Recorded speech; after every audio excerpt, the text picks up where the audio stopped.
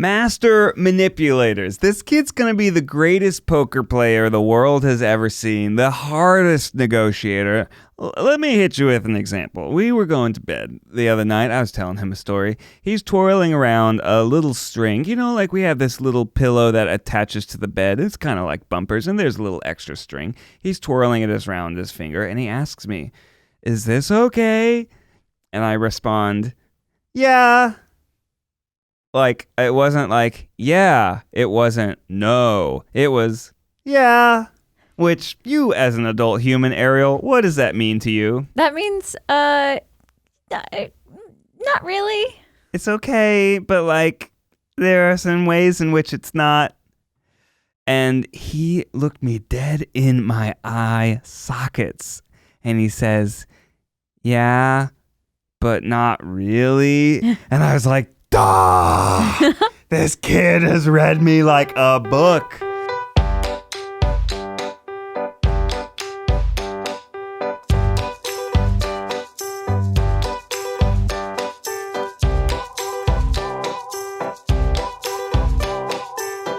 Then, of course, I had to go on to explain that it's okay to twirl around your finger when you're awake, but I'd like you to tuck it to the side because Daddy's a little worried about you.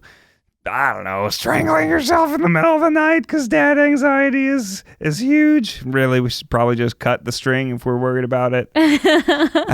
But I was They are less than 6 inches, so you don't have to worry about him strangling himself. Okay, I guess that is true, yeah. Circumference of a neck is quite large. Mm-hmm. We won't talk about this anymore, but we are going to talk about dad stuff today. We are going to talk about dad stuff. Yeah, it's a daddy episode. Yeah. You know, you started talking about daddy anxiety. Mm-hmm. I want to, so, you know, we're coming off an episode where Rachel and I talked all about our sort of mom things, Mm-hmm. you know, like postpartum, partum, just anxieties about being a mom and body changes and things like that. Mm-hmm. And we realized that we want to hear from you, hun. Oh, wow. Thank you. You know, because as the non-birthing partner, you go through changes too. It's true. I do. You know? Yeah, it's true.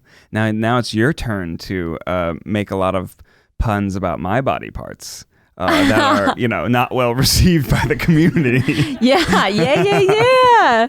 Yeah, that's true. Yeah. I mean, last week was fun. It was Daddy's big day off. Yeah. I mean, I had a 12-hour shoot day, but you did. It was different.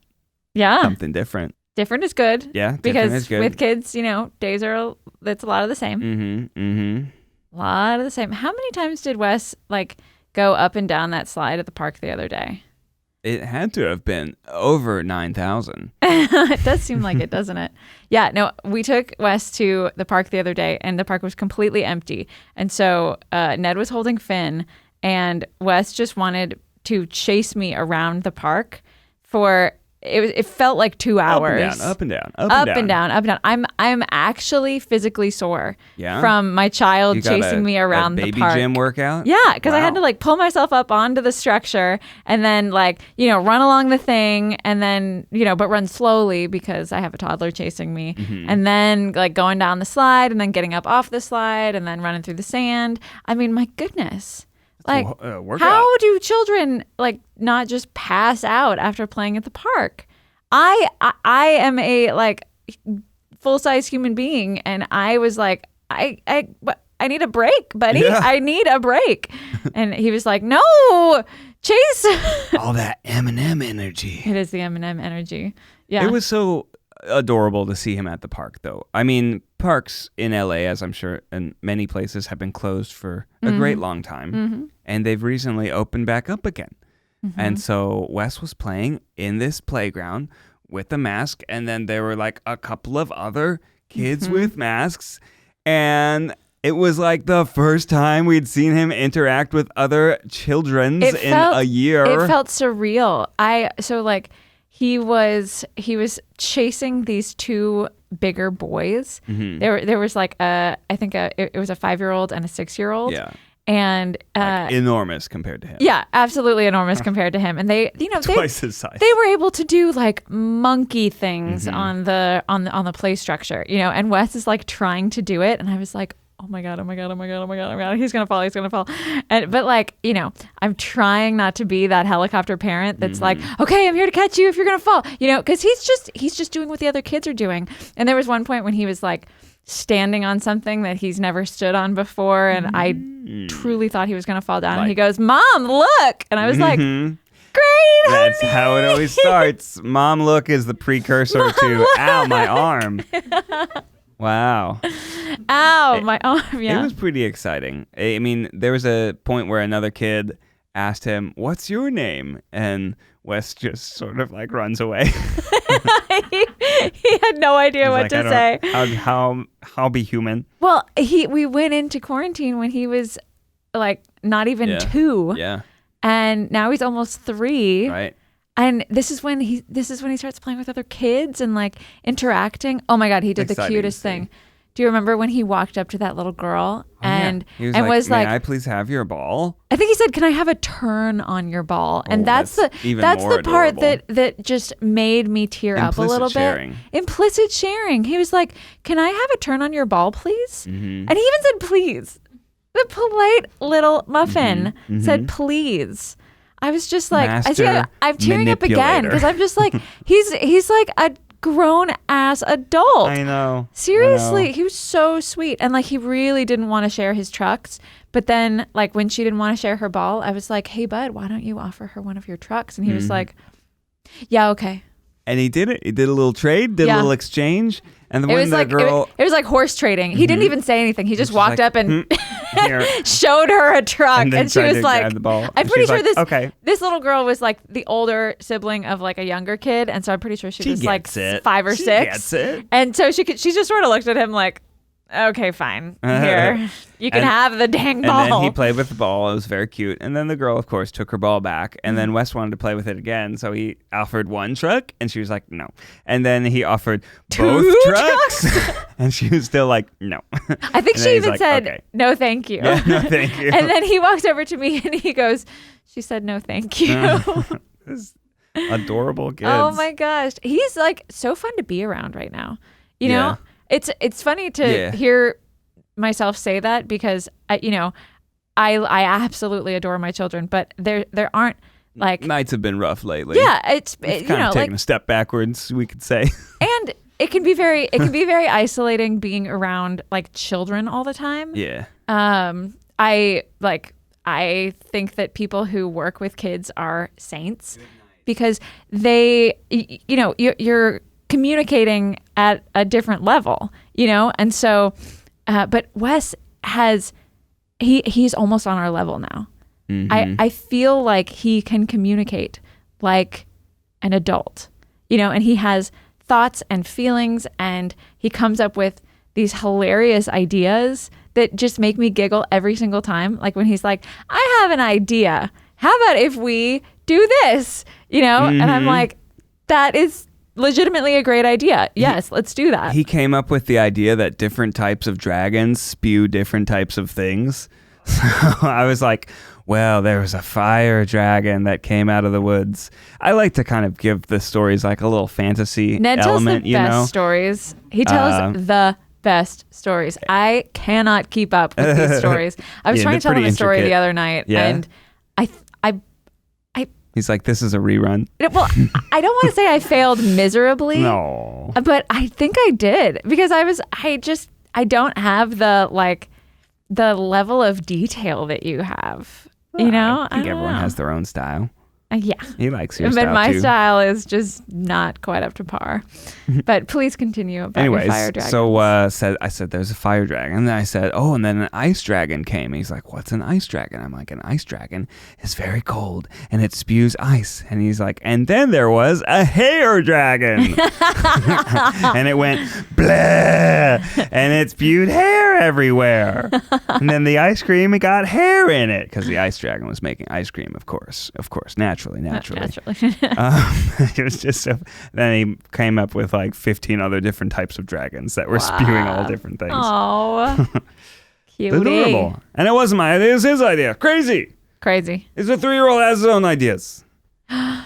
Also, something to talk about. Mm-hmm. Well, we hinted about the sleeping I think Wes is dropping his nap.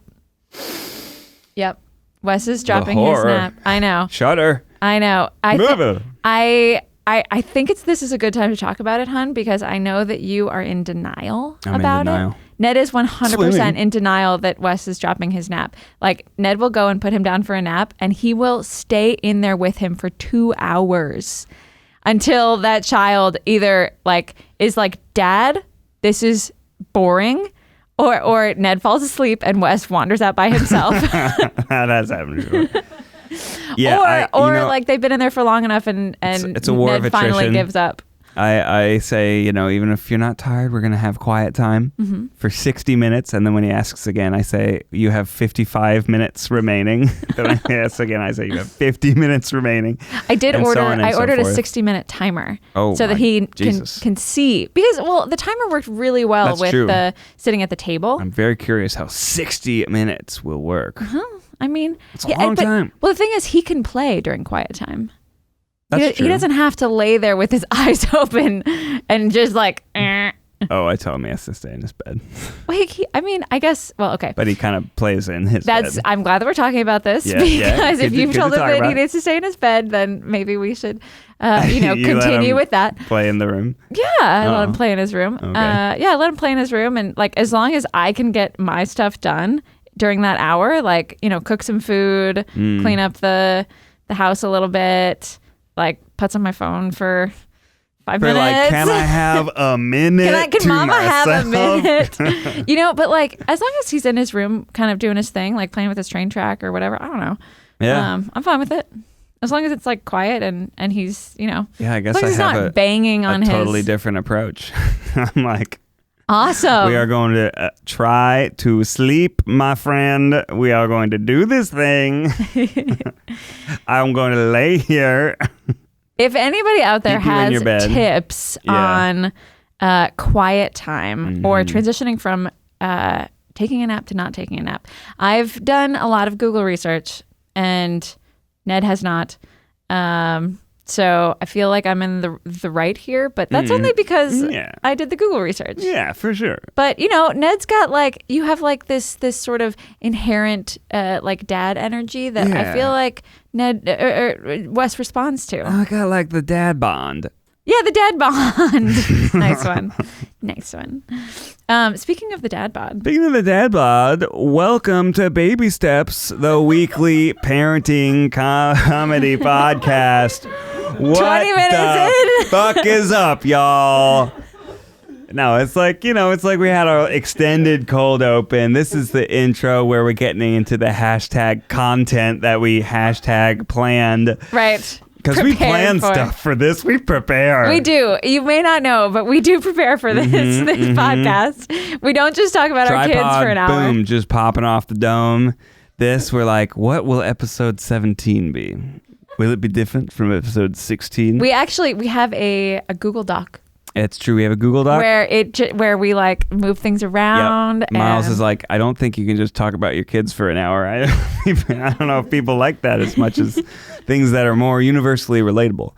But hey, you out there, Baby Steps fam, keep stepping and tell us what you want to hear in the comments. Okay, you guys. We could add it to our Google Doc. Yeah, we can add it to our Google Doc. But a little secret for those of you listening, Ned is really, really trying to get a catchphrase.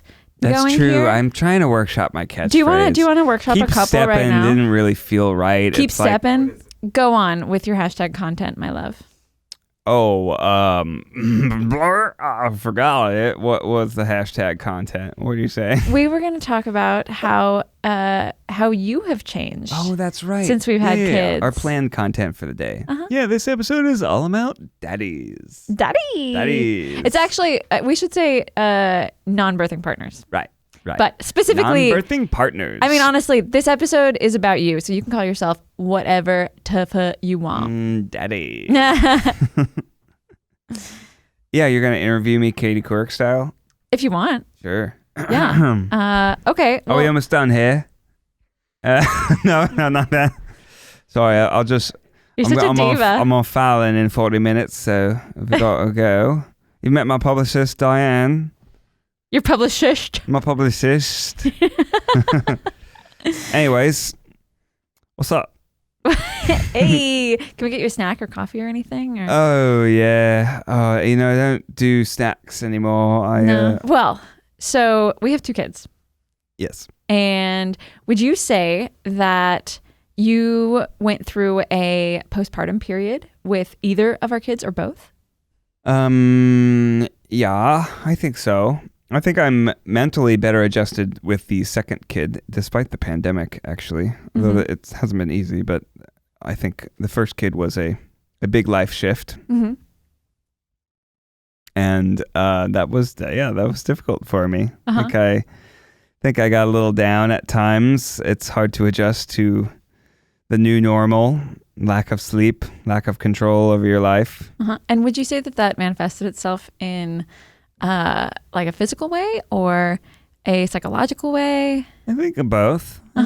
Yeah. And the physical element, the dad bod is... what is a dad bod, by the way? I mean, a dad bod is when you become a dad, you just get a little extra cushion. You just get a little cushy on the side. You have a little shelf to help support the baby. And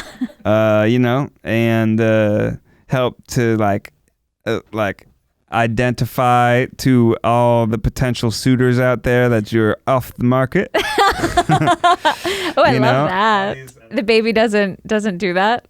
No, you need to have the baby I think is a chick magnet, as they say. A chicken magnet. A chicken magnet? Oh boy, I wish.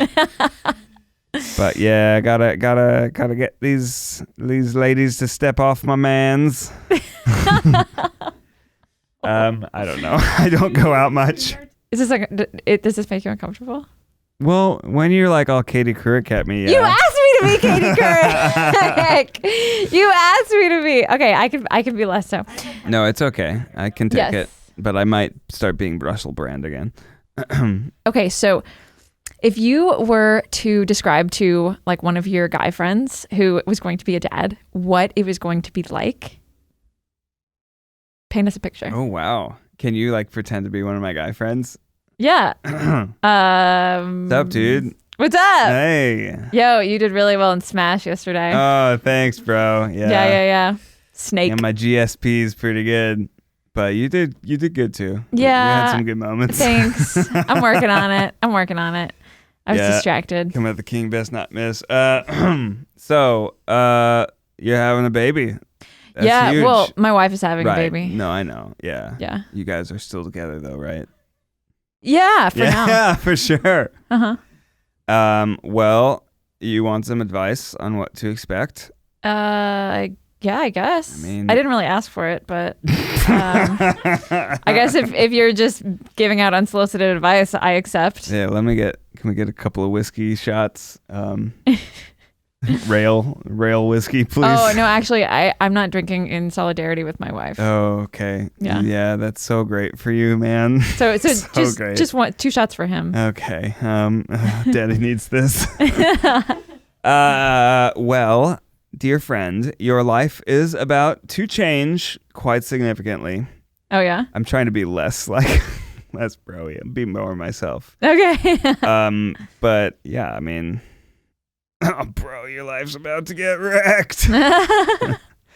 It's how would I describe it? It is a level of love and joy that you cannot even fathom, because it's like you're living life on a completely new plane of existence. And yet it is also the most physically demanding. You thought all-nighters in college were bad. Oh, brother. It is so tough. And so, you don't have a lot of time to yourself. Don't have a lot of time to do your own thing. Yeah, so no time. Make that wooden bookshelf project right now. Yeah, are there things, would you recommend that I do anything right now before we have the baby? Yeah, go out to the movies or go get drinks with friends or go spend a weekend with I gotta do the baby moon. Oh, yeah. Okay, so you recommend a baby moon? Yeah. Okay, cool. Just enjoy waking up in the morning and being able to do whatever you want. Sleeping in. Sleeping in. Yeah. Sleeping in past 6:30. Working out. Yeah. Get like super swole now so that you kind of, will deteriorate you have gains to less lose. slowly. Yes. Or more slowly? Yeah, more slowly. Okay. Now I've gotten used to it, and it's just kind of my life now. Uh-huh. But at the time, oh my God, it was a big sense of a loss of control. Yeah. Where you don't get to do what you want to do most of the time. And what did that feel like for you? How did you deal with that? How did that sort of come about? Were you like trying to do something and you just weren't able to? I think so. We had to kind of figure out the balance of being at home versus going to do a thing. Like I remember having arguments about like me going to play a basketball game or a soccer practice or something because it was like me leaving the house for an hour or 2 hours was like a burden now that I'm placing on you. And when every single activity becomes like a negotiation or a, having to plan. And of course, you can, you have to mention something like make it okay. Then you have to remind the person, then you have to remind them again because God forbid the day comes and it's like, oh, I'm going to basketball. Remember? I told you on Tuesday and today's Saturday, and you say, oh, I had forgotten about that. Oh, this shit. That's good. Okay, well, have fun. Now I feel like garbage. It's hard. It's hard. And I think we've now, after talking through it, you realize that, if I'm working all day, then some of my self-time has to come in the like non-work time, family time. Yeah, absolutely. And then also if you're doing the brunt of the childcare, that you need more help from me to help like balance that so that you don't go insane. Yeah, 100%. You really have to prioritize the time that you have. Are you going to spend that time like working out, or are you going to spend that time doing the dishes? It's sort of like some days you're probably going to choose working out and some days you're probably going to choose doing the dishes, but not everything gets done. Yeah, there's not enough hours in the day to do everything. So you're always going to feel overworked and underappreciated. And so what was the first thing that went for you? I think we're talking about Dad Bods. Like fitness is clearly the first to go. It's like very much a novelty rather than a daily routine. Right, yeah. It was for like, both of us, absolutely. For months, I was not exercising hardly at all, whereas before I would be exercising almost every day. Right. And you had your knee thing around that time too. I did. That was terrible. That was not a good time to have a knee surgery. The doctor kind of claimed I would be back up and walking around within like a week. That was not. And I think I got this surgery like 2 months before the due date. And I was like, surely 8 weeks will be fine. Well, then the baby came 4 weeks early. 4 weeks early. And it was not as easy as walking around after a week. So it's sort of like I procrastinated this surgery for years because I was, a young employee at BuzzFeed, really felt like I needed to grow my career and not take, a whole week off from work when I have paid sick days and no responsibilities. Gosh, heaven forbid I do one less project, but that's how I felt at the time. And then I realized like, shit. I'm really not going to have time once this baby comes. Oh, fuck, I better get this surgery done before the baby comes. And then I think my recovery was that much longer because once the baby came, I could hardly do any physical therapy. Yeah.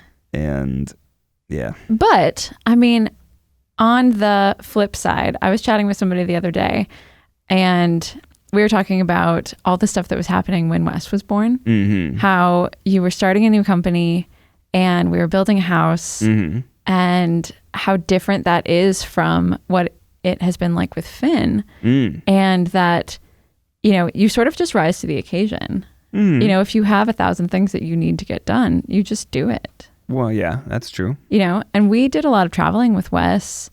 You know, I remember there being a conversation that we had where we both kind of realized that our lives were not over.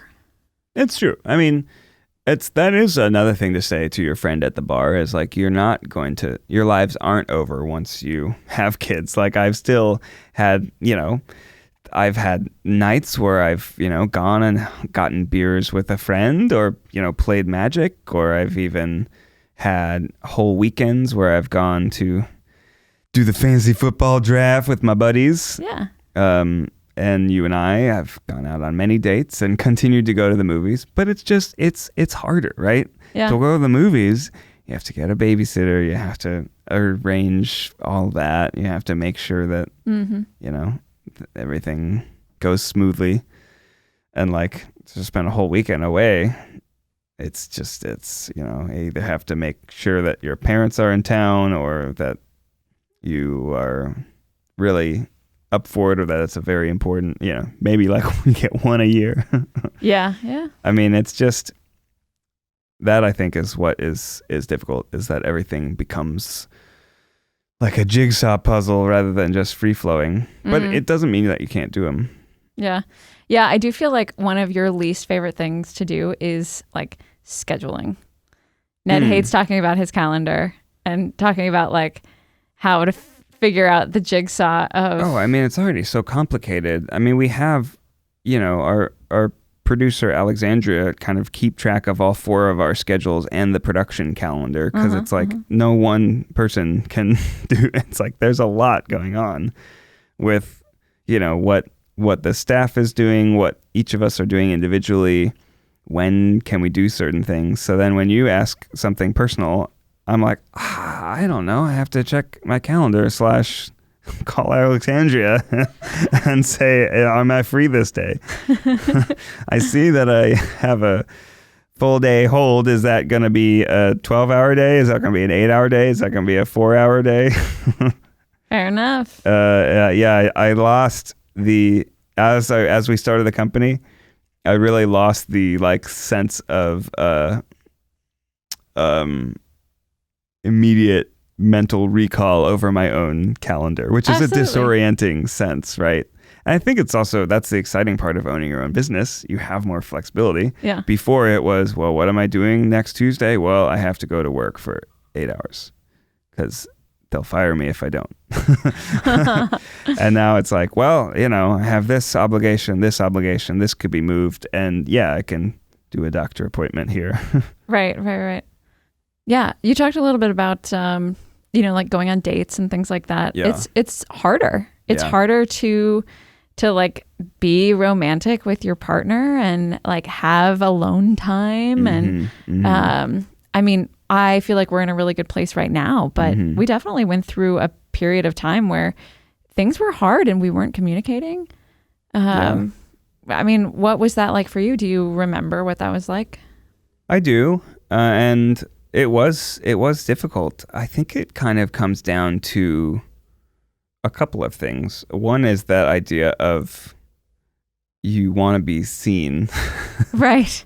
You want to be appreciated. Talk about that a little bit. It's like there are so many things to do and so many like things that you're putting up with every day. Like what? Oh, I don't know. You know, all the things.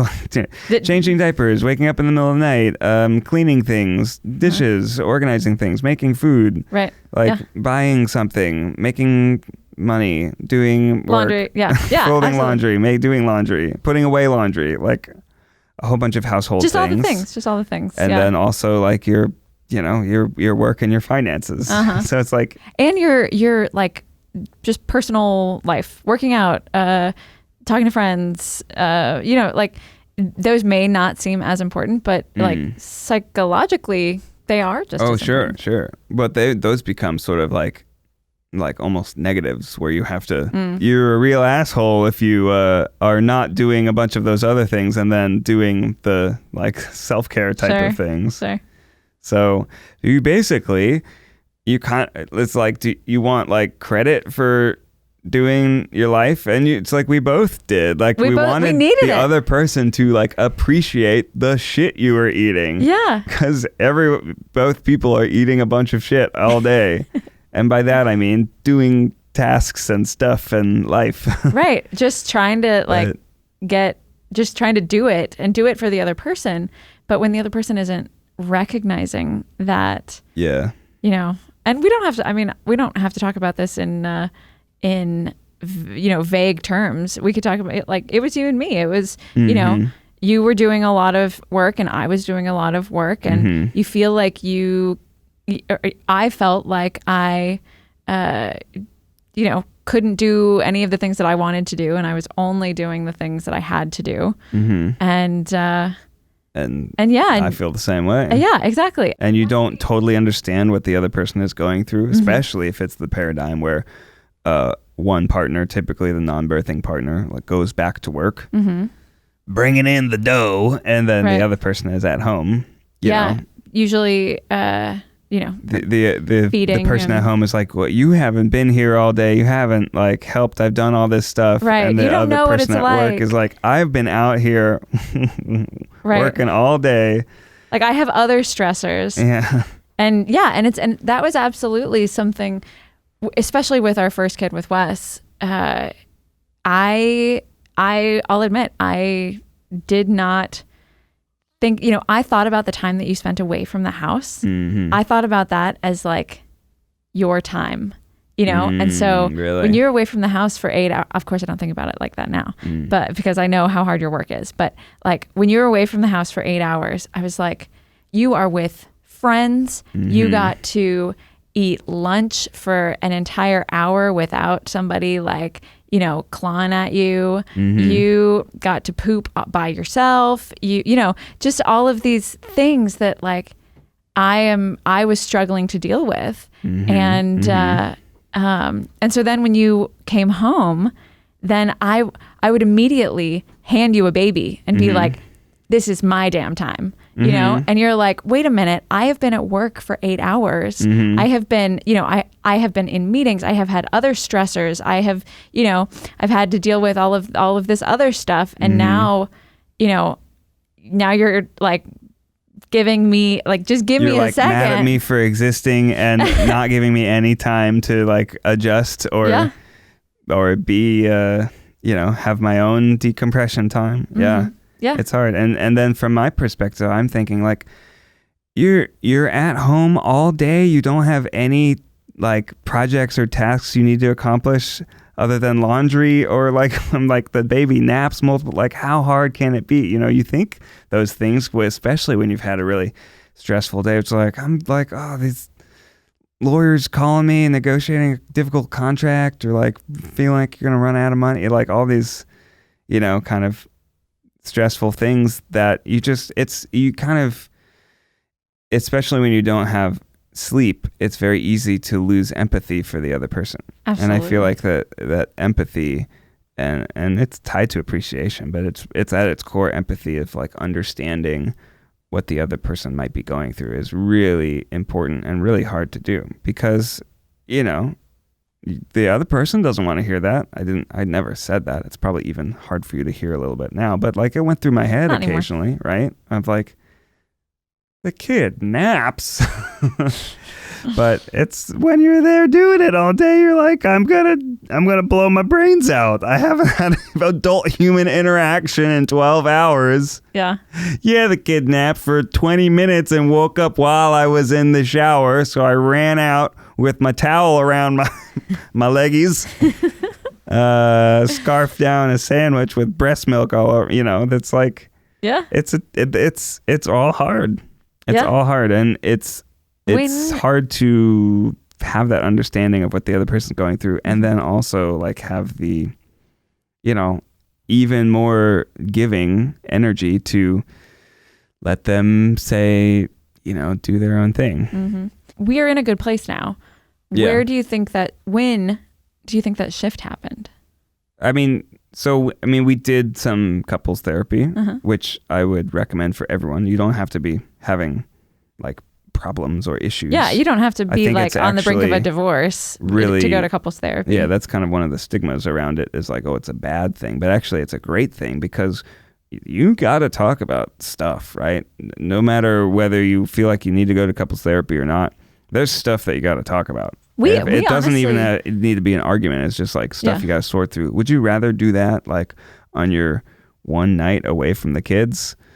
Or like your, on your date night, or the 9 p.m. when everything's finally calm? Or maybe would it be better to have schedule something almost like a doctor appointment where at 11 a.m. on a Tuesday, right, with a mediator, you kind of go take a little break from your workday and you're able to talk about that was stuff. kind of what it was like for us. We would schedule it like a doctor's appointment, and then we had an hour to kind of get all of that information out there. And I remember, we had a therapist. I just remember her kind of making that hour very efficient. Yeah, she really cuts deep, cuts quick. Which was great because we only have an hour, and she recognized that, Yeah. But I remember times in some of those sessions of just really gaining a better understanding of what you were going through and what you actually needed from me, and vice versa. Like I realized that you needed to be seen for the things that you were doing and to feel like appreciated for all the work that you were doing. And I think that was the biggest thing once we realized if we just tried to give each other compliments and like, great job, hon. Like, keep up the great work. You're doing it. It helps so much because you feel like the other person has your back. Yeah. And then also like,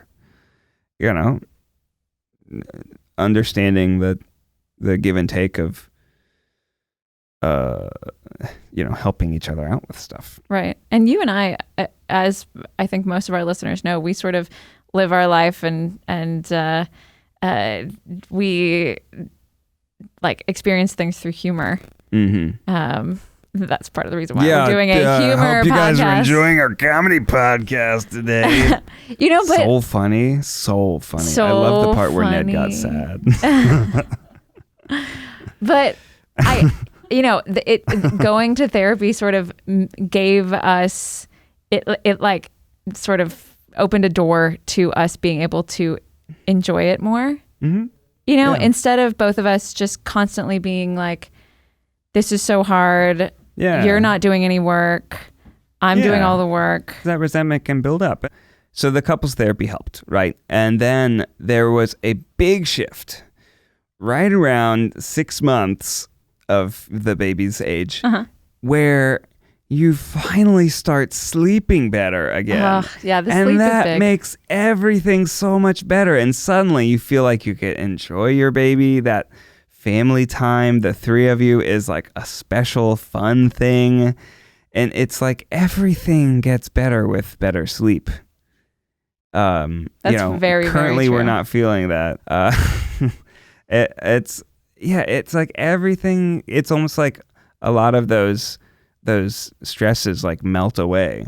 Yeah. You're just better able to deal with things with a full night of sleep. Well, also a 6-month-old baby they're actually starting to communicate with you a little bit more and like let you know what they need, as opposed to you just guessing what they need and trying all these different things frantically, it's frantic for us. I'm sure it's not for everybody.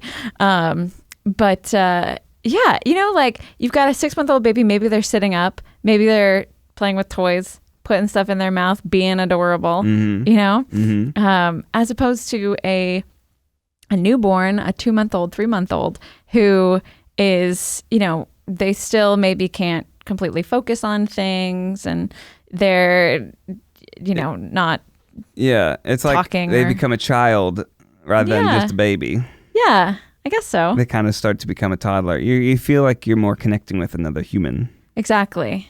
And I think that's you're connecting, but you're more connecting in a physical way. Right. Yeah. You're providing for what they need as opposed to communicating with them. And so, some moments where you're providing for a baby are very, very special. Yes. But it's not the same. It's not the same as, communicating with another human being. Mm-hmm. And them telling you what they need, and then you're able to give them that, and then you get the satisfaction of giving them what they need. And, it's a very simple equation. Yeah. Where like they need something, you give it to them. You are both happy. Yes. But you don't always get that with an infant, But we're seeing that with Wes now too, where he's moving into a completely different time of his life. He's like a little kid now. It's shocking. Really enjoy spending time with him. Mm-hmm. He is just a fun kid, mm-hmm. and he tells jokes, mm-hmm. and says the most hilarious things, and tell stories, has ideas of his own. And we were at the store the other day, and he really wanted to get out of the cart and ride on the escalator. And I was like, sure, yeah, buddy, let's do it. That sounds great. Let's ride the escalator up and down a couple times. That would be really fun for me. Mm-hmm. And he had so much joy from doing that. Mm-hmm. And it was totally his idea too.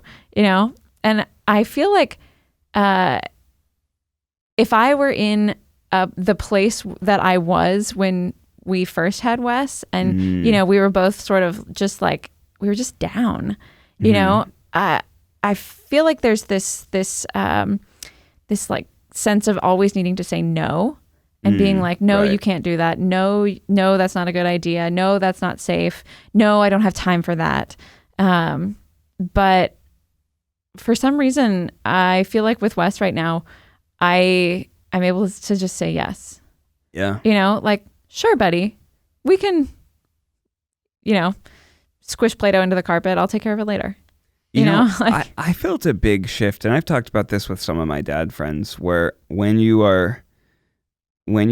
kind of have a little bit more balanced responsibilities, whether you have, like a nanny or a childcare provider, you have family around. Yeah. But or you've just figured it out with your significant other. figured it out with your significant other. When you have a good balance there, then it's a lot easier to make the mental shift, which I think is a very necessary mental shift of spending time with the baby. It can be something that is fun and positive, rather than always seeing it as an obligation to be avoided. If you always have the mindset, because so much of it is difficult and you need to, you can't do it all the time, so you have to kind of pass the hot potato, so to speak. If you're always having that mindset of caring for the baby is an obligation to be balanced or reduced, right? That's a horrible mindset to go through life, right? It kind of makes even the good moments not as good. But if you are able to say well, now I'm going to be caring for the baby, and I'm really going to try and I'm going to give it 100%. Get a lot out of it and give a lot to it, then it's so much more nourishing for your soul. Yeah. I remember feeling a lot of guilt about feeling that. Really? In the early days. Feeling like you didn't want to be with the baby? Yeah, about feeling like it was a responsibility as opposed to a pleasure. Right. I think I'm just naturally, I didn't grow up around kids. I don't think it's anything you specific to be. I mean, maybe some people are. I think some people are just naturally with kids, get it, but and just just find that joy in being with kids.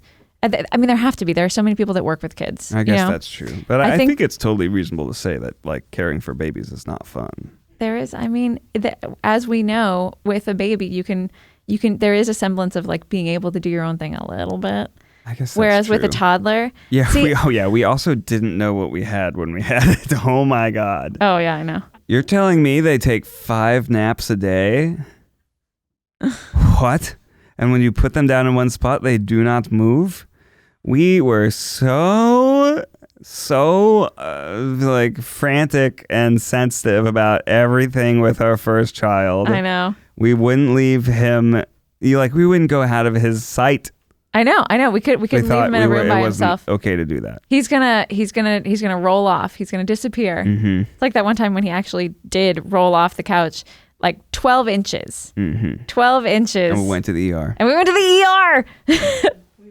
I stand by it. They made fun of us in the ER. It helped me heal. I have never seen a doctor look at me like that. Like, are you an idiot? Mm-hmm. Like, you brought him all the way over here? Yes, I am. Thank you very much. Nice to meet you. This is my first child. Idiot LLC. Yeah, I think I'm a toddler person because I would say the days that I've spent like the whole day with Wes when he's more this toddler age, like went to the beach or going to the park or like going on an adventure. It's just so fun for me. I connect really well and that it's like a really memorable, it's just some of my best memories. I think you're going to be a young child person. Oh, for sure. Because you love explaining how things work. I do. That's true. That brings you so much joy. And right now, Wes is at that stage where he's asking, like, what does this do? How does this work? Mm-hmm. But I don't think he can fully grasp exactly how things work. And like, Ned air compressor Ned is today. like explaining the ins and outs of an air compressor, or like, why does it work? Like, what is friction when you rub your hands together? Why does it make it warm? You're just saying words to them, That's true. Over time they might start to understand. A 4-year-old, a 5-year-old. Oh, then they actually understand. Then they're actually going to understand, and oh my goodness, and you're going to be building robots and Legos. You asked me to explain what friction was to Wes, and I got so upset because I couldn't quite remember why things actually got hot when you rub your hands together. Like I wanted to say not just the surface reason, right. The deep reason. Yeah, I can talk about the coefficient of the friction and the normal force, but then I was like, but why does it get hot scientifically?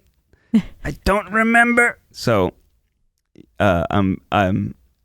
you were like, Daddy explained it. Daddy feels like he did not explain it properly. Wow. So I'm going to go still bust open the that. textbook. I'm a little frustrated with myself. Yeah, if you're a science daddy in the comments, like, yes, drop me a line. Remind me how it works.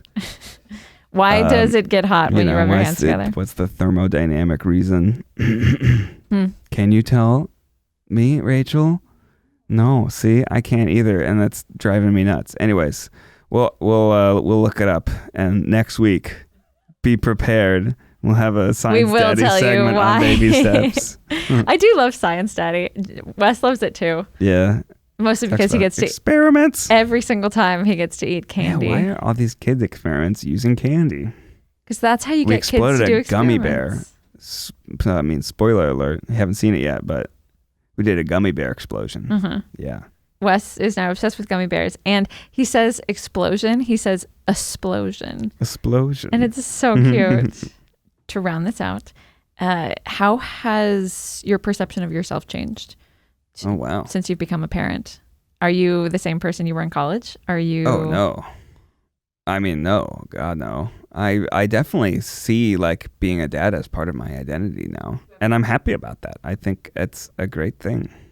So you wouldn't go back? To not having kids? No. It's a valid question. Look, it's like you put up with a bunch of bullshit, but it's way better.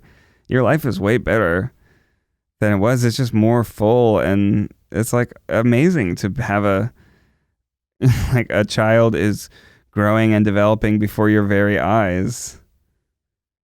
Yeah. I've always wanted to be a dad, and I didn't realize how hard it was going to be, but I would not give it up for the world. Yeah. Yeah. And that I see,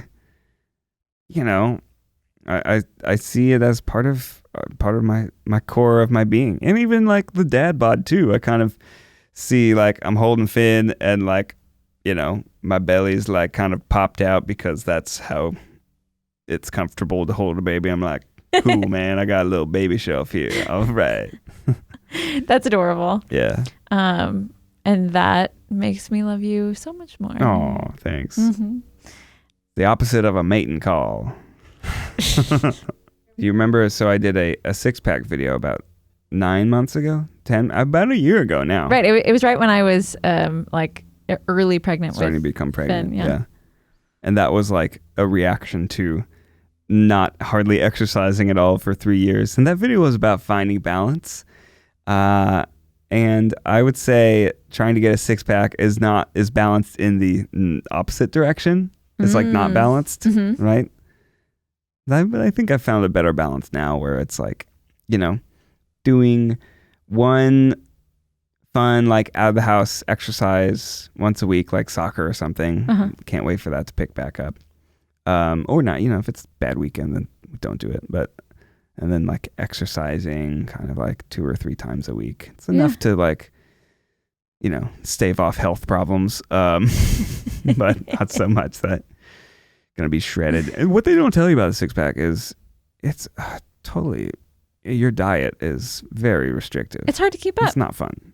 I'd rather have big fun family meals with French fries and, have a little baby shelf.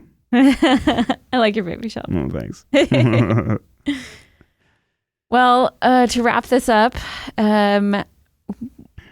give us maybe like 2 things that you would tell new dads to help them enjoy the time that we have expressed is very difficult. Yeah. Well, be nice to your partner and be appreciative because they're going through a lot too.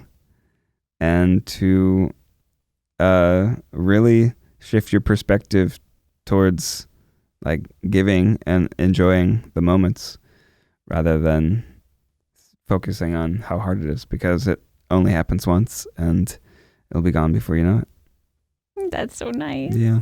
We were talking about Wes going to preschool in the fall, and I was like, I know.